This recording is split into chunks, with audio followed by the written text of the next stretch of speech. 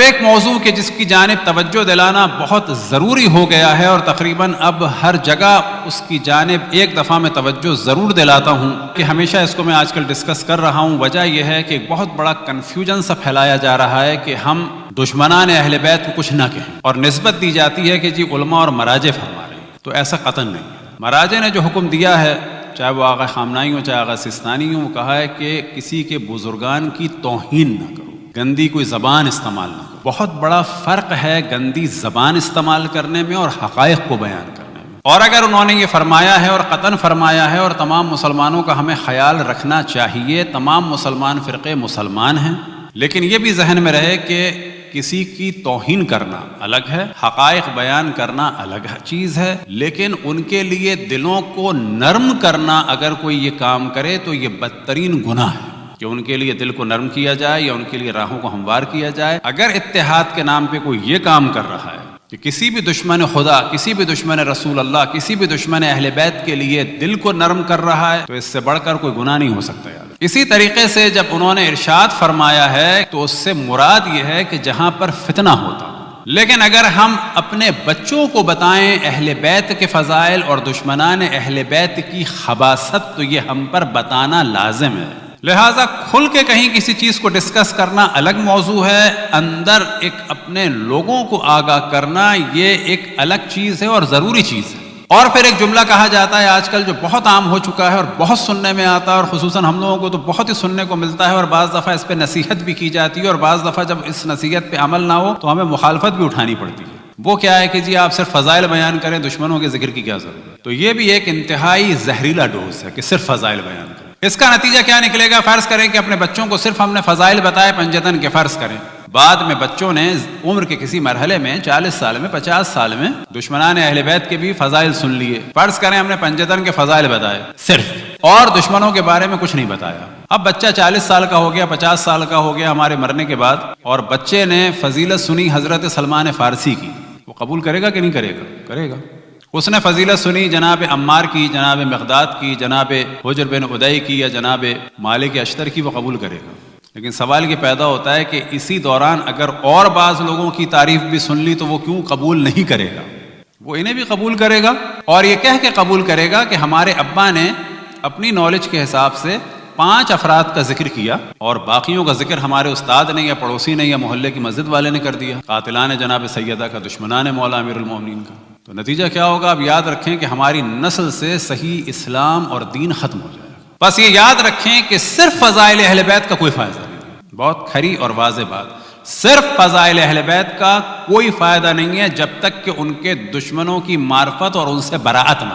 اور برات کے معنی یہ ہے کہ کم سے کم ہمیں پتا ہو کہ اللہ کے مقابلے میں شیطان ہے، انبیاء کے مقابلے میں کبھی قابیل تھا، کبھی شداد تھا، کبھی ہامون تھا، کبھی قارون تھا، کبھی انبیاء بنی اسرائیل کے مقابلے میں کوہین تھے، کبھی انبیاء بنی اسرائیل کے مقابلے میں جعلی قسم کے رہبائے تھے، کبھی جناب عیسیٰ کے مقابلے میں بنی اسرائیل کے کچھ لوگ تھے. کیسے ہو سکتا ہے کہ ہم اچھے کو جانتے ہوں اور برے کو نہ جانتے ہوں؟ یہ کیسے ہو سکتا ہے کہ معاملے کو ایسے چھوڑ دیا جائے تاکہ کچھ عرصے کے بعد اچھے اور برے آپس میں مشکوک ہو جائیں؟ مجلس عزا کا جو اصل ہدف ہے وہ ظلم کو آشکار کرنے کے ساتھ ساتھ فضائل ہیں، اور فضائل کے ساتھ ساتھ کیا ہے کہ پتہ چلے کہ دشمن کی کیا خصوصیات تھی. اور تبرے سے قطعاً کے معنی نہیں ہے گالی گلوچ، اور کہیں بھی نہیں ہوتی. اگر کوئی ایک آدھ آدمی کرتا ہو، کچھ کر لیتا ہو، تو اس کو نہیں کہا جا سکتا شیعہ قوم کا ایک اظہار براءت، چاہے وہ اعوذ باللہ من الشیطان الرجیم کے ذریعے سے ہو، چاہے وہ لا الہ کے ذریعے سے ہو. اور جب تک آپ 360 اس زمانے کے بتوں کا انکار نہیں کریں گے تو اس ایک کے اقرار کا فائدہ نہیں ہے. اس دل میں کہ جہاں 360 یا اس سے زیادہ بت ہوں، وہاں پر ایک اللہ کے ذکر سے مسئلہ حل نہیں ہوگا. ان تمام خباثتوں کو نکالنا ہوگا اور اللہ سبحانہ و تعالیٰ کے ذکر کو کرنا ہوگا. انبیاء کے مقابلے میں جتنے طاغوت آئے ان سب کو جاننا ہوگا، ان سب کا انکار کرنا ہوگا، پھر انبیاء کی نبوت کا اقرار کرنا ہوگا. آئمہ کے مقابلے میں جتنے طاغوت آئے ان سب کا انکار کرنا ہوگا اور ان کی ولایت کا اقرار کرنا ہوگا. تو یہ ایک چیز اس کی جانب توجہ دیں، کیونکہ یہ بہت ہی شدت سے یہ نظریہ چل رہا ہے اور عام طور پر ایک سادہ آدمی کہتا ہے کہ جی بات تو صحیح ہے، جبکہ یہ بات قطعاً صحیح نہیں ہے. لہذا ابھی مشہور و معروف ایک لاہور کے مدرسے کے پرنسپل اور مدیر نے بھی فرمایا کہ جی شیعوں نے اصحاب کا حق ادا نہیں کیا اور اصحاب آپس میں بانٹ لیے. تو یہاں جواب یہ ہے کہ ہم نے اصحاب بانٹے نہیں ہیں. اصحاب میں سے ان لوگوں نے کہ جنہوں نے اہل بیت کا حق ادا کیا، ہم ان کا احترام کرتے ہیں. اور جن لوگوں نے اہل بیت کے حق کو پامال کیا ان کا ہم احترام نہیں کرتے ہیں. اتنی سادی سی بات ہے. ہم ان کا احترام کرتے ہیں جنہوں نے اہل بیت کا احترام کیا, اہل بیت کا حق ادا کیا. لیکن ہمارے مقابلے میں دوسرا مکتب ہے, وہ شور مچاتا ہے اصحاب کا. لیکن ان سے سوال کیا جائے کہ آپ ان اصحاب کا ذکر کرتے ہیں کہ جنہوں نے اہل بیت کا احترام کیا؟ وہ زیادہ ان کا کرتے ہیں جنہوں نے اہل بیت کے لیے مشکلات ایجاد کی. تو اصحاب کو ہم نے نہیں بانٹا. اصحاب کو بانٹنے کا معیار ولایت مولا امیر المؤمنین اسد اللہ غالب علی کل غالب صدیق اکبر فاروق ھذا الامت یعصوب الدین امیر المؤمنین علی ابن ابی طالب. لہذا جب اشرف الانبیاء نے مولا امیر المؤمنین سے فرمایا یا علی لا یحبک الا مؤمن ولا یبغضک الا منافق, کہ اے علی تم سے کوئی محبت نہیں کر سکتا مگر یہ کہ مومن ہو, تم سے کوئی بغض نہیں رکھ سکتا مگر یہ کہ منافق ہو. تو اشرف الانبیاء کیا چاہتے تھے اس کے بعد؟ وہ یہ چاہتے تھے کہ ہم ان کو ماننے کے بعد اور اس حدیث کو سننے کے بعد مولا امیر المومنین سے محبت کرنے والے اور مولا امیر المومنین سے بغض کرنے والوں کو برابر سمجھیں. ان کی تو خواہش ہی یہی ہے کہ علی کے ذریعے سے پہچانا جائے کہ ان میں سے کون رحمت اللہ ہے, کون لعنت اللہ ہے. یہ اشرف الانبیاء کا ہدف ہے اس روایت کے ذریعے سے. یہ آپ نے کیوں فرمایا انی سلم لمن سالمکم وحرب لمن حاربکم؟ یہ فقط حدیث قصہ میں نہیں ہے, اس مفہوم کی روایت ترمذی میں بھی ہے کہ اہل بیت کا یہ مقام کہ جن سے تم محبت کرتے ہو, جو تم سے محبت کرے گا, جو تمہارے لیے سلامتی ہوگا, میں اس کے لیے سلامتی ہوں. جو تم سے جنگ کرے گا میں کیا ہوں؟ میں جنگ کروں گا نہیں. یاد رکھیں اس کے معنی بہت اچھے ہیں, بہت زیادہ سخت معنی ہے کہ اشرف الانبیاء رحمت للعالمین فرما رہے ہیں. ذہن میں رکھیں, کوئی آپ اور میں نہیں کہہ رہے, اشرف الانبیاء فرما رہے ہیں کہ جو تم سے حرب کرے گا, جنگ کرے گا, میں اس سے جنگ نہیں کروں گا. سلام علیکم. کیا فرما رہے ہیں؟ میں خود اس کے لیے جنگ ہوں. جو تمہارے لیے سلامتی ہے تو میں سلامتی ہوں, جو تم سے جنگ کرے گا میں جنگ ہوں خود اس کے لیے. اسے عربی میں کہا جاتا ہے زید عدل کے باب سے, کہ آپ کسی سے کہیں کہ یہ آدمی عادل ہے اور کسی کے لیے آپ کہیں کہ یہ عادل نہیں ہے, یہ تو خود عدل ہے. یہ آدمی حسین نہیں ہے, یہ تو خود حسن ہے. یہ آدمی با اخلاق نہیں ہے بلکہ یہ تو خود ہی حسن اخلاق ہے. یعنی اتنا عالی ہے کہ یہ اس میں کوئی اچھائی نہیں ہے, یہ تو خود ہی اچھائی ہے. کہ صفت اچھی نہیں تو خود ہی اچھائی ہے. اشرف الانبیاء نہیں فرما رہے کہ میں جنگ کروں گا, فرما رہے ہیں میں جنگ ہوں.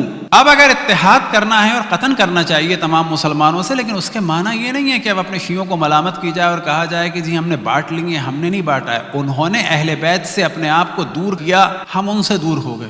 انہوں نے اپنے آپ کو اہل بیت سے دور کیا, ہم ان سے دور ہو گئے. اب یہ کہ حق ادا نہیں کیا, کون سا حق ادا کیا جائے؟ کیا یہ ممکن ہے کہ جناب سلمان کو, یا بالفاظ دیگر اور اچھی مثال دی جائے, کیا یہ ممکن ہے کہ جناب ابو ذر کو اور جنہوں نے ان کو جلا وطن کیا دونوں کو ایک سمجھیں؟ یہ کیسے ممکن ہو سکتا ہے؟ اب سمجھ میں نہیں آتا کہ جب سیاسی بات ہو تو کہا جاتا ہے کہ جی دشمن کی مخالفت کرنی چاہیے اور قتل کرنی چاہیے. کیا یہ ممکن ہے قاتل اور مقتول کو ایک سمجھا جائے؟ کیا یہ ممکن ہے ظالم و مظلوم کو ایک سمجھا جائے؟ خود ان سے سوال کیا جائے کیا یہ ممکن ہے کہ ساؤتھ افریقہ میں ظلم کرنے والوں کو, نیلسن منڈیلا کو ایک سمجھا جائے؟ کیا یہ ممکن ہے کہ فلسطینیوں کو اور اسرائیلیوں کو ایک سمجھا جائے برابر؟ یہ کیسے ممکن ہے؟ اب زیادہ سے زیادہ اگر انسان کو کہنا ہو تو یہ کہے کہ بھئی حالات سازگار نہیں ہیں, بہت سارے کام کھل کے نہ.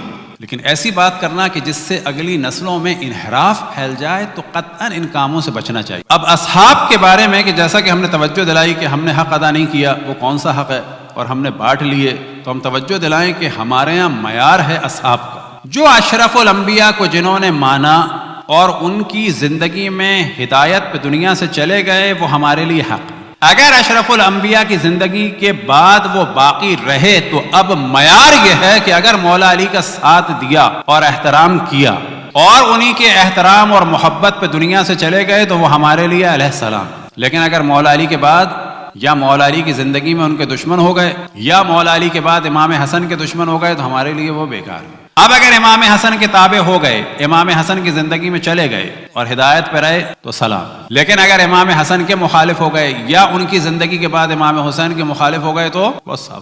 اور اگر امام حسین کی زندگی میں چلے گئے ہدایت پہ تو سلام. لیکن اگر امام حسین کے مخالف ہو گئے یا بعد میں امام زین العابدین کے مخالف ہو گئے تو کام خراب. اگر امام زین العابدین کی زندگی میں چلے گئے یا امام زین العابدین کے بعد امام محمد باقر کے حامی ہو گئے, ان کی خدمت میں آ گئے تو ہمارے لیے قابل احترام ہے. لیکن اگر ان کے مخالف ہو گئے تو قصہ ختم ہوا. اب یہ جو ہم نے مثال دی اس پر ایک ہستی پوری طریقے سے اترتے ہیں کہ امام محمد باقر علیہ السلام تک زندہ رہے. وہ تھے جناب حضرت جابر ابن عبداللہ الانصاری رضوان اللہ تعالی علیہ, کہ ہماری جانیں ان کے قدموں کی خاک پر قربان. معیار جو ہے وہ اہل بیت کی مودت ہے.